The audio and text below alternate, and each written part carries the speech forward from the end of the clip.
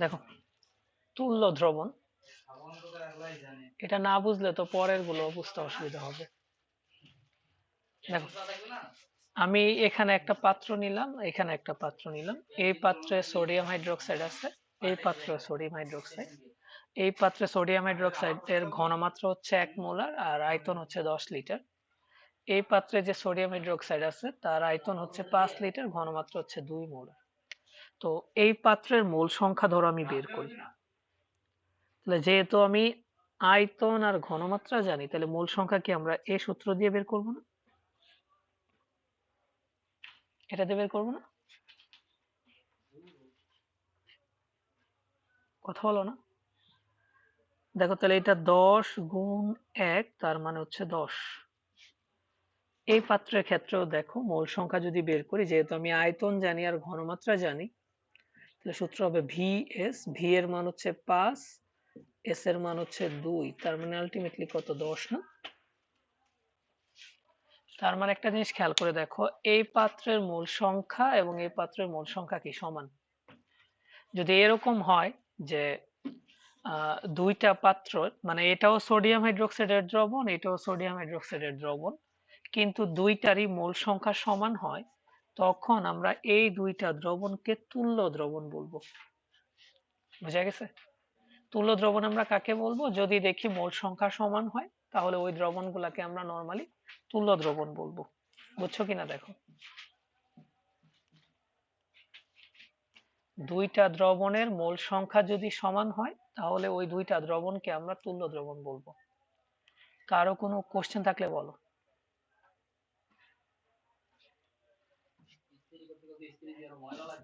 কোনো কোশ্চেন নাই?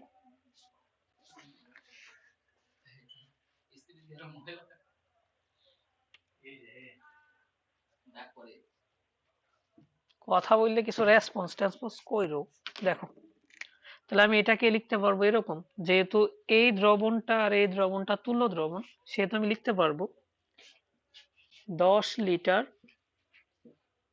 1 molar sodium hydroxide equal to 5 litre 1 molar sodium hydroxide. এটা বুঝছো কিনা? যেহেতু এই দুইটা দ্রবণ হচ্ছে আমার তুল্য দ্রবণ, সেহেতু এটার এই দ্রবণটা আর এই দ্রবণটা কি তুল্য দ্রবণ। এই তিনটা টানের মানে হচ্ছে এই দ্রবণটা আর এই দ্রবণটা হচ্ছে তুল্য দ্রবণ। তুল্য দ্রবণ কাকে বলে? যদি আমার মোল সংখ্যা সমান হয়, তাহলে ওই দ্রবণটাকে আমরা কি বলি? তুল্য দ্রবণ বলি। এক্ষেত্রে যেহেতু এই পাশের মোল সংখ্যা এবং এই পাশের মোল সংখ্যা সমান, সেহেতু আমরা এই দ্রবণ আর এই দ্রবণকে কি বলতে পারবো? তুল্য দ্রবণ বলতে পারবো। বুঝছো কিনা? দেখো এটাকে আরো কত ভাবে লিখা যায়। দেখো এটাকে আমি ইচ্ছা করলে এরকমও করে লিখতে পারবো, 1 লিটার 5 মোলার সোডিয়াম হাইড্রোক্সাইডও লিখতে পারবো। খেয়াল করে দেখো, এই দ্রবণের ঘন মোল সংখ্যা হিসাব করে, আচ্ছা এখানে ভুল লিখছি,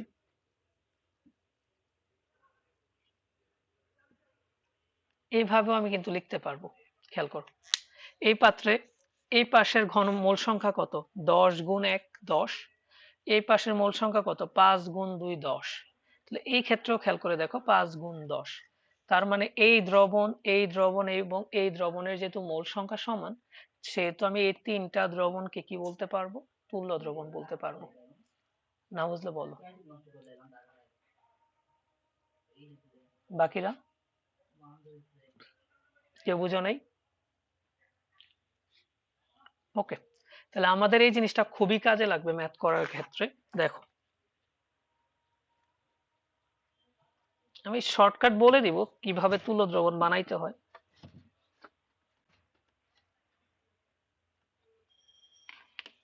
ধরো এরকম দেওয়া আছে,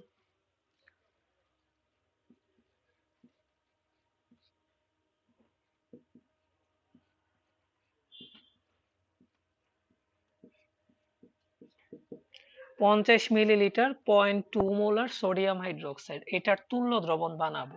এটা বানানোর টেকনিক হচ্ছে, এটা আর এটাকে গুণ দিলে যে রেজাল্টটা পাবো সেটা ওই পাশের আয়তনের জায়গায় লিখবো।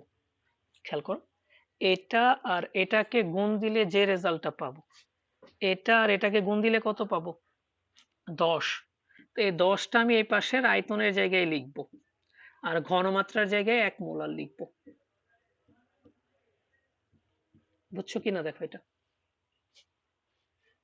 দেখো, এটা আর এটাকে গুণ দিলে আমি 10 পাবো, এটাকে আর এটাকে গুণ দিলেও 10 পাবো। যেহেতু এই পাশের মূল সংখ্যা এবং এই পাশের মূল সংখ্যা সমান, সেহেতু আমি এই দুইটা দ্রবণকে কি বলতে পারবো? তুল্য দ্রবণ বলতে পারবো না? কেউ না বুঝলে বলো।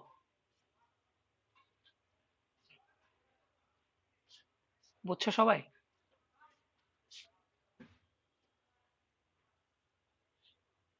এরপর দেখো, যদি এরকম লিখি যে 60 মিলিলিটার 0.1 মোলার সোডিয়াম হাইড্রোক্সাইড, এটাকে যদি আমি তুল্য দ্রবণ লিখতে চাই, তাহলে এটা আর এটাকে গুণ দিলে যে রেজাল্টটা পাবো সেটাকে আমি আয়তনের জায়গায় লিখবো।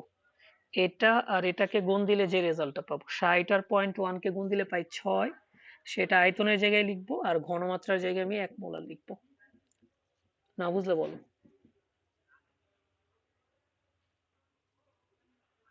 বুঝছো এটা? তাহলে দেখো, এটা আর এটাকে গুণ দিলে যে রেজাল্ট পাবা, এটা আর এটাকে গুণ দিলে রেজাল্ট একই পাবা। ওই যে আমরা মূল সংখ্যা কি জানি? মূল সংখ্যা ইকুয়াল টু জানি VS। তাহলে এই পাশে V এর মান দেখো, 60 বাই হচ্ছে 1000, S এর মান হচ্ছে আমার 0.1।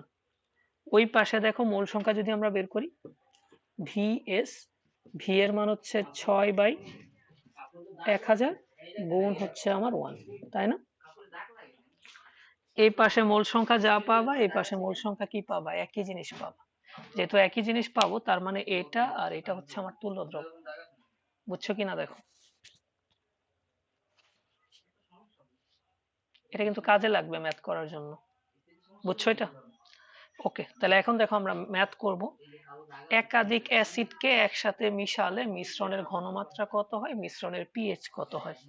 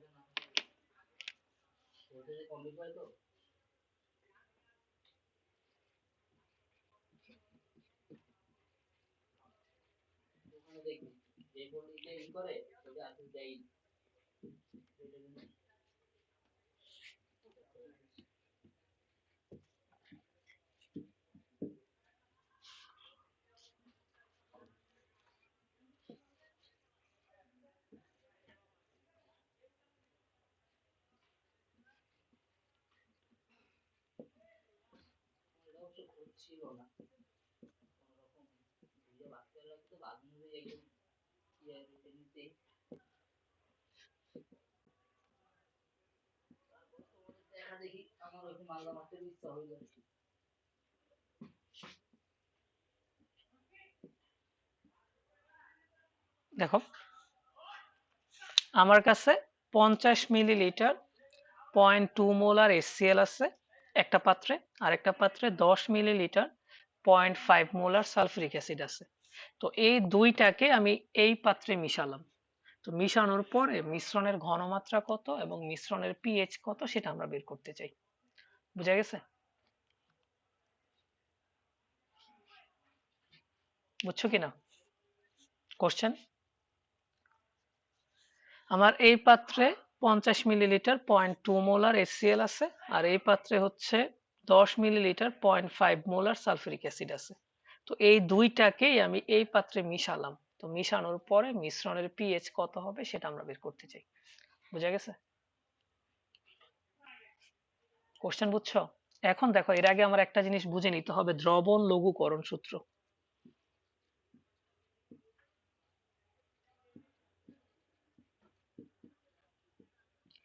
দ্রবণ লঘুকরণ মানে হচ্ছে দ্রবণের ঘনমাত্রা কমানো। আগে দ্রবণটা হচ্ছে গাঢ় ছিল, এখন দ্রবণটাকে আমরা লঘু করব। তো এই ক্ষেত্রে সূত্র হচ্ছে এটা, V1S1 ইকুয়াল টু হচ্ছে V2S2। এটা হচ্ছে আমার দ্রবণ লঘুকরণ সূত্র। ধরো আমি একটা শরবত বানালাম, শরবতটা অনেক মিষ্টি, মানে কি চিনির পরিমাণ বেশি বা চিনির ঘনমাত্রা বেশি। এখন ওই শরবতটাকে যদি আমি কি করতে চাই, কম মিষ্টি বানাইতে চাই তাহলে বাইরে থেকে এক্সট্রা কি করা লাগে, পানি যোগ করা লাগে না? ঠিক তেমনই, তার মানে আমি কি করলাম, দ্রবণটা আগে ঘন ছিল এখন সেটাকে আমরা লঘু করে দিলাম। ওই ক্ষেত্রে আমরা এই সূত্র অ্যাপ্লাই করে দ্রবণের ঘনমাত্রা বা দ্রবণের আয়তন বের করব। বুঝছো কিনা? ধরো আমার কাছে একটা ওই মধু আছে, মধু হচ্ছে অনেক ঘন, এখন ওই মধুর মধ্যে যদি আমি পানি ঢেলে দিই তাহলে কি হবে, মধুটা পাতলা হয়ে যাবে না? এই জিনিসটাকে আমরা বলি হচ্ছে দ্রবণ লঘুকরণ। আর দ্রবণটাকে যখন আমি লঘু করব সেক্ষেত্রে সূত্র হবে এটা, মানে দ্রবণের ঘনমাত্রা কমাবো বা দ্রবণের আয়তন যদি আমি বাড়ায় দিই তাহলে আমি এই সূত্র অ্যাপ্লাই করব। আমরা তো জানি যে দ্রবণের যদি আমি আয়তন বাড়ায় দিই তাহলেই কি হয়ে যাবে, দ্রবণটা লঘু হয়ে যাবে না, বা দ্রবণের ঘনমাত্রা কমে যাবে, তাই না? এখন আমরা ম্যাথে ফিরে আসি। দেখো তাহলে ফার্স্ট কাজ হচ্ছে এই ম্যাথগুলা করার ফার্স্ট স্টেপ হচ্ছে এটার ঘনমাত্রাকেও আমরা 1 মোলার বানাবো, এটার ঘনমাত্রাকেও 1 মোলার বানাবো। তো কিভাবে বানাবো, তুল্য দ্রবণের কনসেপ্ট ইউজ করে এটার ঘনমাত্রাকে আমি 1 মোলার বানাবো, এটার ঘনমাত্রাকেও 1 মোলার বানাবো। দেখো কিভাবে বানাই। 50 মিলিলিটার 0.2 মোলার HCl সমতুল্য, এটা আর এটাকে গুণ দিলে যে রেজাল্টটা পাবো সেটা কোথায় লিখবো, আয়তনের জায়গায় লিখবো না? তাহলে এটা কত আসে, 50 গুণ 0.2, 10 মিলিলিটার 1 মোলার HCl, তাই না? এরপর আমাদের এটার কাজ 10 মিলিলিটার 0.5 মোলার H2SO4, এটা কত হবে বলো? 10 আর 0.5 গুণ দিলে যেটা পাবো সেটা আমি এখানে লিখবো, 5 মিলিলিটার 1 মোলার HCl H2SO4, তাই না? বুঝছো এতটুকু? এর পরবর্তী কাজ হচ্ছে দুইটা অ্যাসিডকে একই জাতীয় অ্যাসিড বানানো। একটা আছে HCl আর একটা আছে সালফিউরিক অ্যাসিড। এখন আমি কি করব, হয় দুইটাকেই সালফিউরিক অ্যাসিডে নিয়ে যাব, না হয় দুইটাকেই আমি HCl এ নিয়ে যাব। বুঝছো কথাটা? হয় আমি দুইটাকেই সালফিউরিক অ্যাসিডে নিয়ে যাব বা দুইটাকেই আমি HCl এ নিয়ে যাব। ধরো কোনটাই নিব বলো, HCl এ নিব নাকি সালফিউরিক অ্যাসিডে? আচ্ছা আচ্ছা আচ্ছা, খেয়াল করো অ্যাসিডের কাজ কি বলো তো, H প্লাস দেওয়া। অ্যাসিডের কাজ কি? তাহলে দেখো একটা একটা সালফিউরিক অ্যাসিডকে ভাঙলে আমরা কয়টা H প্লাস পাই?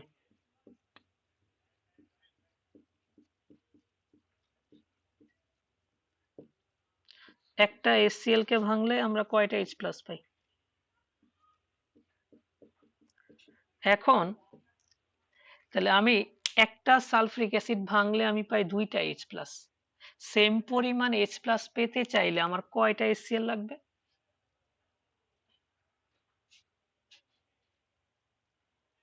একটা সালফিউরিক অ্যাসিড থেকে আমি যেই পরিমাণ H প্লাস পাই সেম পরিমাণ H প্লাস যদি আমি HCl থেকে পেতে চাই তাহলে আমার কয়টা HCl লাগবে?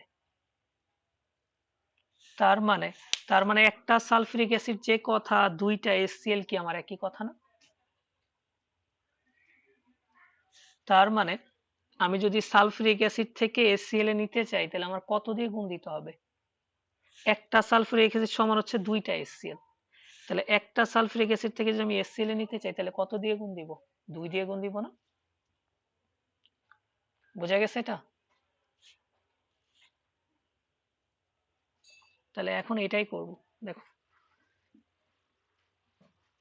তাহলে 2 দিয়ে গুণ দাও, তাহলে এটা হয়ে যাবে কত, 10 মিলিলিটার 1 মোলার HCl।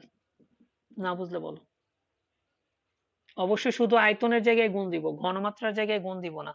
খেয়াল করো, যদি তুমি আয়তনের জায়গায় গুণ দাও তাহলে ঘনমাত্রার জায়গায় গুণ দিতে পারবে না, অথবা যদি ঘনমাত্রার জায়গায় গুণ দাও তাহলে আয়তনের জায়গায় তুমি গুণ দিতে পারবে না, যে কোনো এক জায়গায় গুণ দিবা। না বুঝলে বলো।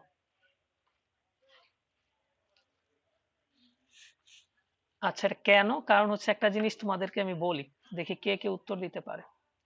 ধরো তোমার কাছে সেম মিষ্টি 2 গ্লাস শরবত আছে, এখন 2 গ্লাস শরবত তুমি আলাদা আলাদা ভাবে পান করলা, আবার এই 2 গ্লাস শরবতকে একসাথে মিশায়া পান করলা, কোন ক্ষেত্রে মিষ্টি বেশি লাগবে? কথা। এরপরে বলো, বাকিটা বলো, নাকি আমার কথা বুঝো নাই?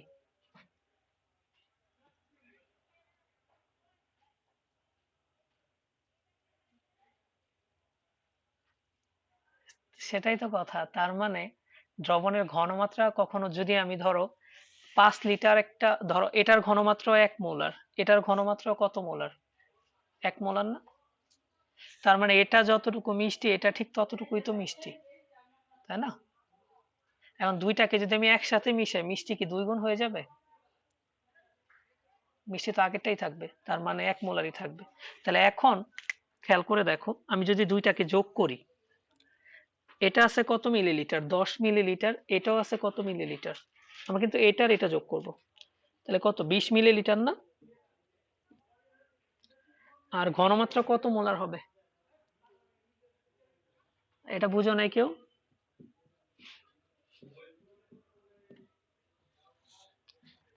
কোনটা? মানে এটা তো বুঝছো যে একটা সালফিউরিক অ্যাসিড যে পরিমাণ কাজ করতে পারে, সেম পরিমাণ কাজ যদি আমি এসিএল দিয়ে করাইতে চাই তাহলে কয়টা লাগবে? 2টা লাগবে না? সেজন্য আমি এখানে 2 দিয়ে গুণ দিছি, যে কোনো এক জায়গায় গুণ দিব 2 দিয়ে, হয় আয়তনের জায়গায় না হচ্ছে ঘনমাত্রার জায়গায়, আবার 2 জায়গায় গুণ দিও না কিন্তু। বুঝা গেছে? এখন আমরা কি করব তাহলে? মোট এখন তো আমি দুইটাকে একই করে ফেললাম না, সালফিউরিক অ্যাসিডকে আমি এসিএল, হ্যাঁ, এখন আমরা এই দুইটাকে যোগ করলেই তো আমি মোট অ্যাসিড আছে কতটুকু সেটা পাবো না? এই দুইটাকে যোগ করলে মোট অ্যাসিড কতটুকু আছে সেটা পাবো। তাহলে এখানে আছে 10 মিলিলিটার, এখানে আছে 10 মিলিলিটার, তাহলে কত হলো? 20 মিলিলিটার না? বুঝছো এটা? তাহলে এটা 1 মোলার, এটাও 1 মোলার, দুইটা যোগ করলে 2 মোলার হবে না, কিন্তু হবে কি 1 মোলার। কারণ তোমার কাছে ধরো সেম মিষ্টি এরকম 2 গ্লাস শরবত আছে, তো 2 গ্লাস শরবত থেকে যদি তুমি আলাদা আলাদা করে শরবত খাও, যতটুকু মিষ্টি লাগবে, দুইটাকে একসাথে মিশায় শরবত খাইলে কি মিষ্টি কি বেশি লাগবে? এক মিষ্টি তো লাগবে নাকি? তার মানে এই দুইটাকে যোগ করে যখন আমি মোট অ্যাসিড বের করতে চাবো, তখন কিন্তু ঘনমাত্রা 1 আর 1 যোগ করে 2 মোলার লিখে দিও না, 1 আর 1 1 মোলারই হবে। কেউ না বুঝলে বলো। মার্জিয়া বুঝো নাই? তো এখন এই যে আয়তনটা পেলাম সেটাকে আমরা ভি1 ধরবো, আর এই যে ঘনমাত্রাটা সেটাকে আমরা এস1 ধরবো। বুঝছো এটা? পাওয়ার পরে এই যে আয়তনটা সেটা কিন্তু আমি ভি1 ধরবো, আর এই যে ঘনমাত্রা সেটাকে আমরা এস1 ধরবো। আর ভি2টা হচ্ছে দুইটাকে মিশানোর পরে যে আয়তন পাবো সেটা। খেয়াল করো, আমাকে মিশ্রণের পিএইচ বের করতে বলছে প্রশ্নে, খেয়াল করে দেখো, আমাকে বলছে হচ্ছে মিশ্রণের পিএইচ বের করার জন্য। এটা কিন্তু কোনো মিশ্রণের পিএইচ না, জাস্ট দুইটাকে আমি আলাদা আলাদা ভাবে যোগ করে দেখছি। এখন এই দুইটাকে যখন আমি একটা পাত্রে নিব তখন ঘনমাত্রা কত হয় সেটা এখন আমার দেখা লাগবে। তাহলে এখানে আমি যে জিনিসটা পাইছি, একটাকে আমি ভি1 ধরবো আর একটাকে এস1 ধরবো। এই দুইটাকে মিশানোর পরে যে আয়তন পাবো সেটাকে ধরবো ভি2, আর মিশানোর পরে যে ঘনমাত্রা পাবো সেটাকে ধরবো হচ্ছে এস2। আর আমার দরকার হচ্ছে মিশ্রণের পিএইচ। তাহলে মিশ্রণের পিএইচ যদি আমার বের করতে হয় তাহলে লাগবে হচ্ছে মিশ্রণের ঘনমাত্রা। বুঝছো কিনা? বাকিরা বুঝো নাই?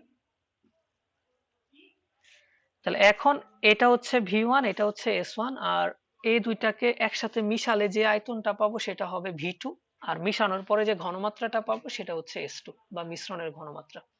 বুঝা গেছে এটা? তাহলে দেখো, তাহলে আমরা এখান থেকে ভি1 ইকুয়াল টু হচ্ছে 20 মিলিলিটার, এস1 ইকুয়াল টু হচ্ছে 1 মোলার, ভি2 ইকুয়াল টু হবে 50 আর 10 কত? 60 মিলিলিটার না? 60 মিলিলিটার কি না? কথা বলে না কেন? এবার দেখো, যেহেতু আমার আয়তন বাড়ছে তার মানে অবশ্যই দ্রবণটা কি হয়ে যাবে, লঘু হয়ে যাবে না? আগে আয়তন ছিল কত, 20 মিলিলিটার, এখন আয়তন হলো কত, 60 মিলিলিটার। তার মানে অবশ্যই দ্রবণটা লঘু হয়ে যাবে। তাহলে আমার এক্ষেত্রে সূত্র ইউজ করা লাগবে V1S1 ইকুয়াল টু কত, V2S2 না? তাহলে এখন দেখো, তাহলে S2 ইকুয়াল টু হবে V1S1 বাই V2। V1 এর মান হচ্ছে 20, S1 এর মান হচ্ছে 1, আর V2 এর মান হচ্ছে 60। তাহলে এখানে আসে কত, 2/6, 0.33 মোলার। তাহলে এটা কার ঘনমাত্রা, মিশ্রণে অ্যাসিডের ঘনমাত্রা না? এটা বুঝো নাই? এখানে যে ঘনমাত্রাটা পাইছি সেটা কি, মিশ্রণে অ্যাসিডের ঘনমাত্রা। আর আমি দুইটা অ্যাসিডকে যেহেতু HCl বানায় ফেলছি, তার মানে আমরা বলতে পারবো মিশ্রণে HCl এর ঘনমাত্রা হচ্ছে 0.33 মোলার, তাই না? ওকে, এরপরে দেখো, কেউ না বুঝলে বইলো। এখন আমার পিএইচ বের করতে হবে। পিএইচ যদি বের করতে হয় তাহলে আমার কি লাগবে, H প্লাস এর ঘনমাত্রা লাগবে না? H প্লাস এর ঋণাত্মক লগারিদমকে কি বলে, পিএইচ। তাহলে দেখো, HCl কে আমরা যদি ভাঙি তাহলে পাবো হচ্ছে H প্লাস আর একটা Cl মাইনাস। তো আমরা জানি HCl হচ্ছে শক্তিশালী অ্যাসিড, সে সম্পূর্ণরূপে ভেঙে যাবে। তো HCl আছে হচ্ছে 0.3 মোলার, তার মানে সে পুরাটাই কি হয়ে যাবে, ভেঙে যাবে না?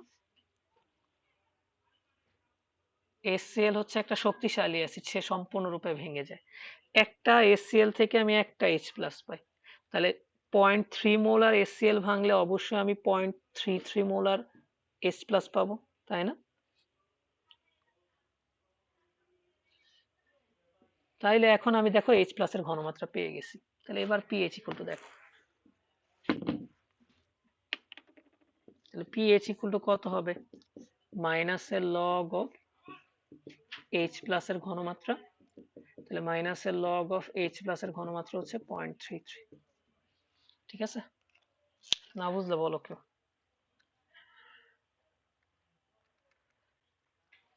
কি কমো কও,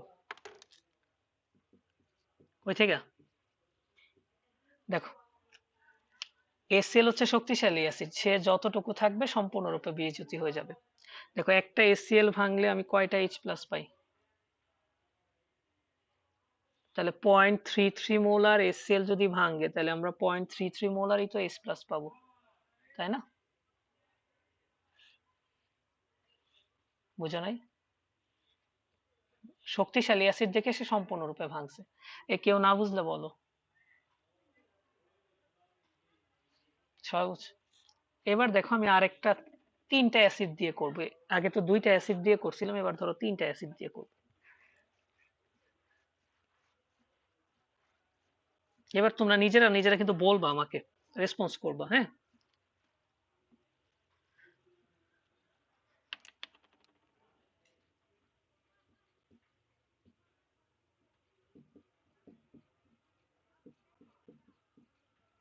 এবার আমার বলছি কি, তিনটাকে মিশালে মিশ্রণের পিএইচ কত হবে, তিনটাকে মিশালে মিশ্রণের পিএইচ হবে কত হবে। এই যে এই তিনটা আলাদা আলাদা, এই পাত্রে HCl আছে, এই পাত্রে সালফিউরিক অ্যাসিড আছে, এই পাত্রে নাইট্রিক অ্যাসিড আছে। এখন তিনটাকে যদি আমি একই পাত্রে মিশাই সেক্ষেত্রে মিশ্রণের পিএইচ কত হবে সেটা এখন আমাকে বের করতে বলছে। তাহলে প্রথম কাজ কি, সবগুলার ঘনমাত্রা এক বানানো, তুল্য দ্রবণের সাহায্য নিয়ে সবগুলার ঘনমাত্রাকে কি বানানো, এক বানানো, সেটা হচ্ছে আমাদের কাজ। তাহলে দেখো, বলবা কিন্তু নিজেরা বলবা, আমি কিছু বলবো না। 0.2 মোলার HCl, বলো কত হবে।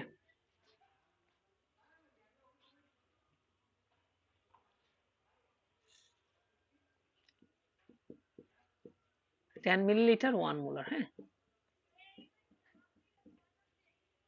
পরে 30 মিলিলিটার 0.1 মোলার HNO3।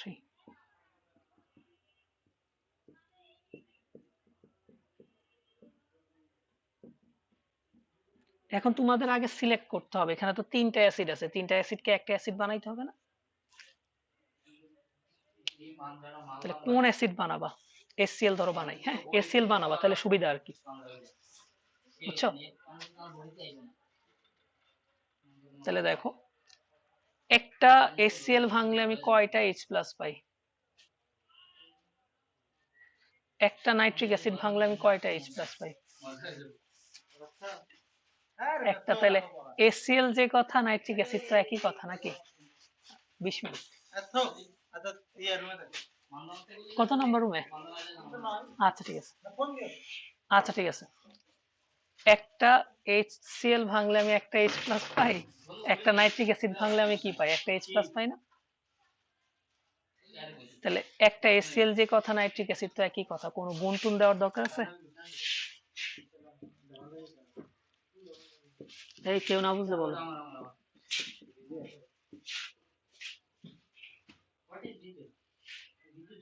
এরপরে এবার সালফিউরিক অ্যাসিডে যাই।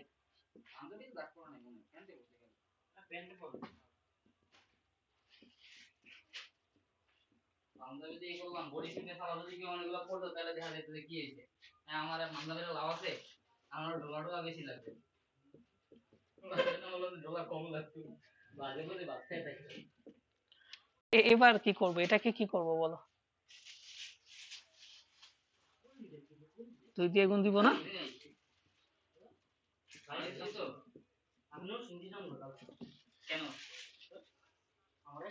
এবার তিনটাকে যোগ করো, যোগ করলে কত হবে? 10 3 13, 13 আর 10 কত? 23 মিলিলিটার না? কত মোলার? 3 মোলার না? শিওর?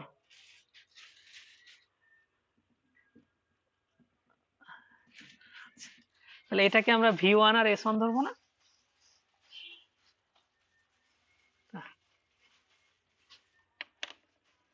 V1 ইকুয়াল টু হচ্ছে 23 মিলিলিটার, S1 হচ্ছে আমার 1 মোলার। এবার মিশ্রণের, এবার আমরা এটা মুছে ফেলি, হ্যাঁ সবগুলো কিন্তু আমি HCl বানাইছি, মাথায় রাখবা।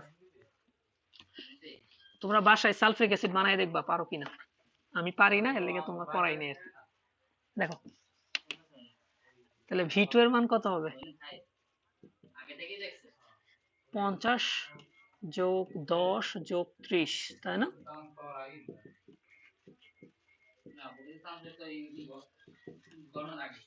তাই নাকি? এটাই তো নাকি? ছেলেরা কোনো কথা বলে না? ছেলেরা কি পারে না নাকি? নাকি বেশি পারে?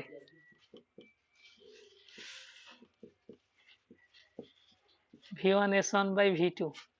রাজিম তো ইদানিং একেবারে চুপচাপ।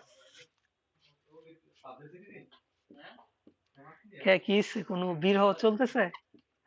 বিরহ চলে?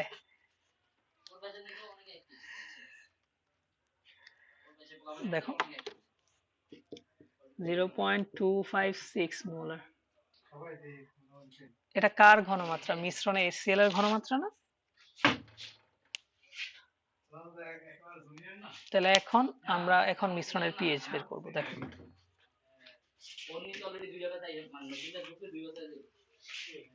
তাহলে এবার দেখো HCl কে যদি আমার তো পিএইচ বের করতে হলে H প্লাস এর ঘনমাত্রা দরকার, তাহলে H প্লাস আর Cl মাইনাস, একটা ভাঙলে একটা H প্লাস পাই, তাহলে 0.256 মোলার ভাঙলে আমরা কত পাবো? 2.256 মোলারই তো H প্লাস, তাই না? তাহলে দেখো এবার H প্লাস এর ঘনমাত্রা আমরা পেয়ে গেলাম, তাহলে পিএইচ ইকুয়াল টু কত হবে? মাইনাস এর লগ অফ 0.256, তাই না? তাই নাকি? 0.59 না? তার মানে মিশ্রণটা খুবই অ্যাসিডীয়, তাই না? বুঝছো? একাধিক অ্যাসিড মিশালে যে একাধিক ক্ষার মিশালে ওই একই প্রসিডিউর, সবগুলা ক্ষারকে একই ক্ষার বানায় নিবা তুল্য দ্রবণ। দেখাই দিব একটা।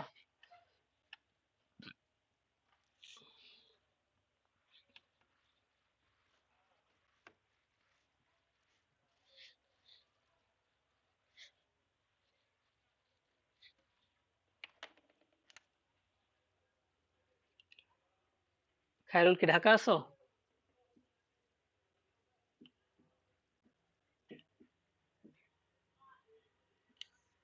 কালকে আইসা পর আমরা ক্যাম্পাসে বাড়ি যাইবা, আইও আমার লগে যাইবা একেবারে।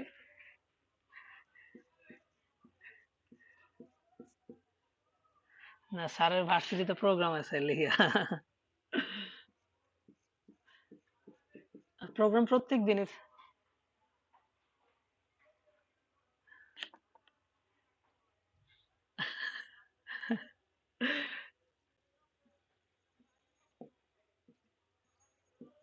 ট্রেন দিয়ে আসা পড়বো না। ভাড়াটা আচ্ছা 20 টাকা 30 টাকা ভাড়া দাও যাওগা নাকি?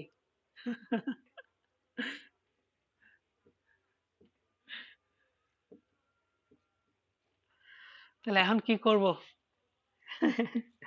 দড়ি দিয়ে বাঁধে নাকি দেখবো আবার কোনোদিন? ও আচ্ছা, কমলাপুর তো মতিঝিল থেকে কাছেই, যাওয়া তো সমস্যা না। আমি হচ্ছে 30 টাকা 40 টাকা দিয়ে টিকিট কাটি, এই তোমার মেথিকান্দা নামি, নাইমা পরে জায়গা।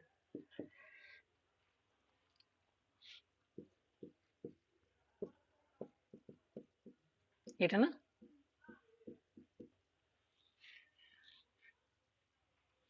এটা তো বুঝছি নাকি। এরপরে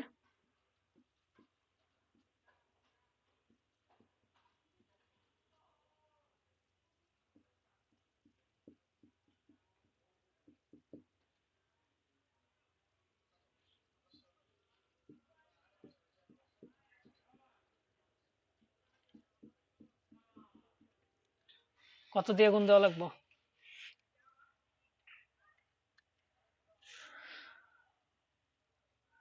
বলো, কত দিয়ে গুণ দেওয়া লাগবে বলো তোমরা। একটা ক্ষারের কাজ হচ্ছে ওএইচ দেওয়া। তাহলে সোডিয়াম হাইড্রোক্সাইড রে ভাঙলে আমরা একটা ওএইচ পাই, ক্যালসিয়াম হাইড্রোক্সাইড কে ভাঙলে কয়টা ওএইচ পাবো? দুইটা না? তাহলে সেম পরিমাণ ক্যালসিয়াম হাইড্রোক্সাইড থেকে যে পরিমাণ ওএইচ পাই, সেম পরিমাণ ওএইচ যদি আমার সোডিয়াম হাইড্রোক্সাইড থেকে পেতে হয় তাহলে কয়টা লাগবে? দুইটা, তাই না?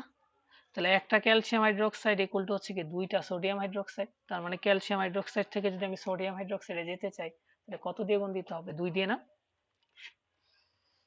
তাহলে 2 দিয়ে গুণ দাও, তাহলে এটা হবে 36 মিলিলিটার 1 মোলার সোডিয়াম হাইড্রোক্সাইড। আশা করি বাকিটা পারবা।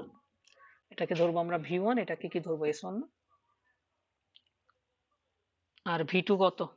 V2 হচ্ছে 50 যোগ 60 110, বের করবো হচ্ছে S2। এবার কিন্তু পিএইচ বের করবো না, বের করবো হচ্ছে পিওএইচ, তাই না? হ্যাঁ হ্যাঁ, 14 থেকে বাদ দিয়ে তারপর ক্ষার না, ক্ষারের জন্য তো পিওএইচ বের করি, তারপর 14 থেকে পিওএইচ বাদ দিলে আমরা পাই পিএইচ। মনে আছে নাকি নাই? এটাও খেয়াল লিখছো, দেখো মনে হচ্ছে। দেখো V1 S1 ইকুয়াল টু হচ্ছে V2 S2, তাহলে এখান থেকে S2 ইকুয়াল টু হবে V1 S1 by V2। V1 এর মান হচ্ছে 36, S1 এর মান 1 আর V2 এর মান হচ্ছে 110, তাই না?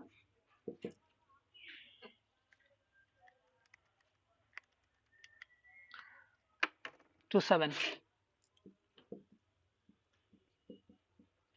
তাই না?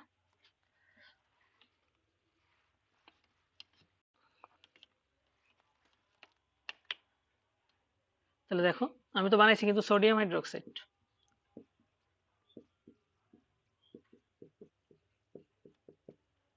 তাহলে একটা সোডিয়াম হাইড্রোক্সাইড ভাঙলে OH মাইনাস পাই কয়টা? তাহলে 0.327 মোলার ভাঙলে আমরা কি পাবো? 0.327 মোলার, তাই না? শক্তিশালী অ্যাসিড এবং শক্তিশালী ক্ষার সবগুলাই সম্পূর্ণরূপে বিয়োজিত হয়, আর দুর্বল অ্যাসিড দুর্বল ক্ষার সম্পূর্ণরূপে বিয়োজিত হয় না। তখন ওই অসওয়াল্ডের লঘুকরণ সূত্র দিয়ে বিয়োজন মাত্রা বের করতে হয়। এগুলো তো শিখাইছি রাসায়নিক পরিবর্তনে, খায়া ফেললে কেমন হবে? অসল লঘুকরণে পড়াইছি না? এগুলো তো সবই পড়াইছি। খাই ফেলছো? তাহলে POH ভিডিওগুলো দেখো, ভিডিও আছে, ভিডিওগুলো দেখো। POH ইকুয়াল টু হচ্ছে মাইনাসের লগ অফ OH মাইনাস এর ঘনমাত্রা, এখানে OH মাইনাস এর ঘনমাত্রা হচ্ছে এটা, তাই না?